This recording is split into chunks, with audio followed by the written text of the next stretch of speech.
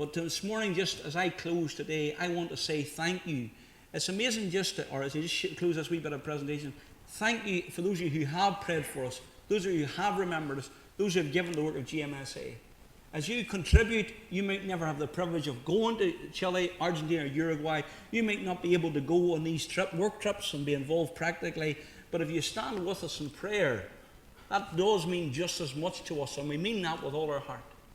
Just for a few moments, I just want to turn your attention to one verse of Scripture, and you don't need to read it up, look it up, because it's just going to be one verse.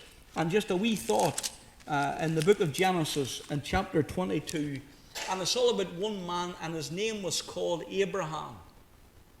And if I said anything about this man called Abraham, one of the most important things I would say about him, he was a man who knew how to listen. I wonder how good are you at listening? Often I'll be honest and say to you, Karis may have, you know the way couples, they chat about many things. So you talk about everything whenever you're together, because that's the opportunity you have. You share some of the things, maybe your likes and your dislikes, and you share things. And one of the things that, dare I say, that I find a bit frustrating is whenever someone asks you a question, and you go to answer the question, and before you've answered the question, they've asked you another question. And then so you start to try and answer the second question, even though you haven't the first one answered, and by the time you start to answer the second question, they've asked you a third question. And I come to realise to myself, this man or this woman that's asking these questions is not listening to me at all. Not listening. I'm often guilty, my wife says, of not listening. I don't know why she thinks that, but sometimes she says, Nigel, you're not listening to me. But Abraham knew how to listen. Because it says in Genesis chapter 22, it says, and it came to pass after these things that God did tempt or test Abraham and said unto him, Abraham, and he said, behold, here I am. For those of us this morning who are part of the family of God, redeemed by his precious blood, saved by his grace, and called to follow after him, you and I are classed as sheep of his fold. Now last year I also had the great privilege of travelling to the country of Israel. I was there for just over 10, 11 days. And whenever I was at a place called Tiberias by the Lake of Galilee, as you look across, you see hillsides. And on those hillsides you see what we would call a sheep farmer. Here, when you watch men who work with sheep, it's the same, dare I say, as a farmer who works with cattle or with cows. When my uncle used to go down the lane to bring in the cows, all as he would do was he would shout, come on, come on, come on. Now, if I did it, cows didn't recognise my voice. But you see, when he did it, one by one they began to get up on their feet and began to walk toward the gate. Why? Because they recognised his voice. In Israel, we are told that, and we see when you go out there, you'll see that the shepherd does not walk behind the sheep, but the shepherd walks before the sheep. And every now and again, as he calls out, the sheep recognize his voice and they just keep following him. Jesus said in John 10, he says, I am the good shepherd, and the good shepherd giveth his life for the sheep. He said, my sheep hear my voice, and I know them. And what do them sheep do? They follow me. I'm going to ask you, as I really just bring our service to close this morning,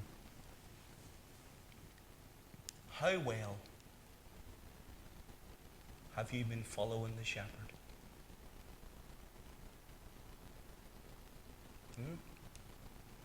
Maybe today you find yourself like old Pilgrim's Progress. John Bunyan writes in Pilgrim's Progress, as Pilgrim was walking, he found himself in bypath meadows. He got distracted from the shepherd's voice. He found that his heart had become somewhat lukewarm. It's an image, a picture, when you move into the book of Revelation, when it talks about God wished that you're either hot or cold. Because you're neither hot nor cold, he said, I'll spew you out of my mouth. It's a sense whereby the church at Laodicea had become a lukewarm church. It's terribly easy to become lukewarm. It's terribly easy to become indifferent and lethargic spiritually in our Christian journey. We know some of the reasons why that is the case. Now, whether not just necessarily just simply down to carnal behaviour, but sometimes as well it's just simply down to neglecting the things that matter the most. And dare I say, the things that matter the most is spending time listening for the shepherd's voice. How well do you know his voice? My uncle, and maybe as I've told you before, my uncle was never married. And I tell you, that didn't take for, depending on what day you saw him, depending on what sort of form he was in. And some days you got him, whenever you went down to, maybe you say, look, go out and see Uncle Geordie, he was a very good mechanic. You'd go and you'd see him, and he'd say, and you know rightly, just by the atmosphere, you don't even ask a word because he's just not out. But I used to say he was temperamental, half temper and half mental. That was him, no word of a lie. Like, one day I was out helping, he was splitting it. He was actually rejoining the tractor, putting a new clutch into the gearbox of the tractor. So he had her split, and he was bringing her back together again. And then this farmer came in. Well, now, I'm not insulting any farmer by any means. We can all get impatient. If you have a vehicle waiting and you want to get, whether it was a farmer wants her to bring in grass, or whether it was you have a car and you want to get her on the road, you can get impatient if you have left her in a mechanic's yard for a week or 2 weeks or 3 weeks and she hasn't even been moved when you go back. So this farmer came in, and he was a bit choice with his words, and he was putting my Uncle Geordie under pressure. And Uncle Geordie used this big heavy hammer, and I seen him, and I just stood back and watched him. And he literally, as the farmer just stepped out, was just about to step out the door, my uncle lifted the hammer, and he wheeled it down the back, right down the back of the garage, and just hit the wall just above the head where the boy was standing. And the boy was slipped out. And I tell you, it was a wee while before he came back looking on his tractor. To be honest with you, I think he just waited. But if you went back another day, you'd say, look, no bother, I'll have that ready for it. Just depends what sort of form he was in. But whenever you went up into his house, the house never changed from when my granda lived there. And he had a single armchair beside what looked like this long piece of furniture. And it looked, there was like material on each end of this piece of furniture, and then there was 2 doors in the middle, and then a door in the top. We lift the door in the top, and there was a record player. That's for the benefit of these young people. It's a big thing this here, and there's like lines in it, and you can listen to music through it. So they're coming back in again. They're called LPs. Then, lo and behold, there was 2 doors, and there was 2 knobs. Now, that's for the benefit of you young people, because there you just push a button. Then you had to tune a button. You had to turn this button to tune in the channel. You just didn't push a button, you tuned the other button was for turning up the volume. And so Uncle Geordie, he was listening to he was mad about motorbikes, and he went up and listened to the Northwest 200 or the TT, or listen to the news. He had to move the channel. And when you moved it, it crackled. As you got in between the stations, this massive crackling sound as you moved in between stations. And then the sound became clear, and then it went away again, and all became crackly again. But as you would tune in, you took that knob, and as you got near the station you believed that the radio, that particular program was on, you moved it very, very gently. So many of you remember doing it. Sure, many of you do. If you're any age over Mervyn at all, you remember. And as you just would tweak it just gently, you would very simply get into the exact place, and you'd get a clear sound of what you want to hear. Some of us, folks, myself included, some of us have got to get our ears tuned again and our hearts tuned again for the voice of God in our lives, that we might know his direction, that we might see his leading in our lives, and most of all enjoy his peace. Because dare I say, possibly maybe some of us this morning are just become like the prodigal.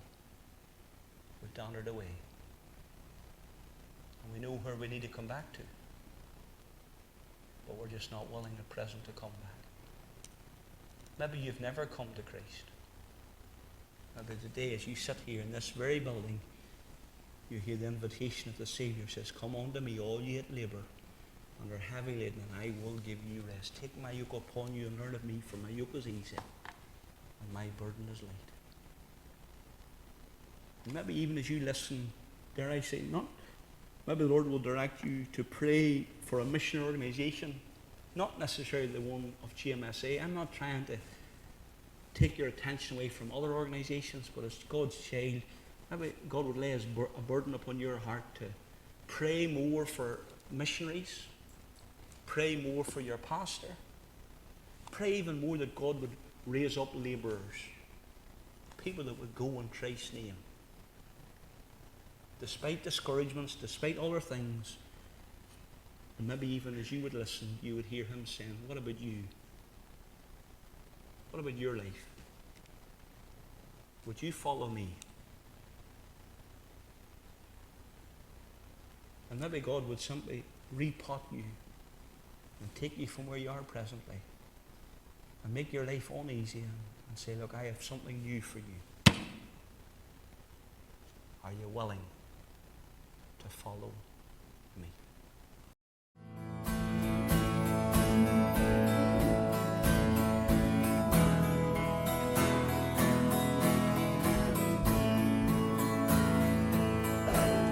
Sing the wondrous love of Jesus, sing his mercy and his grace.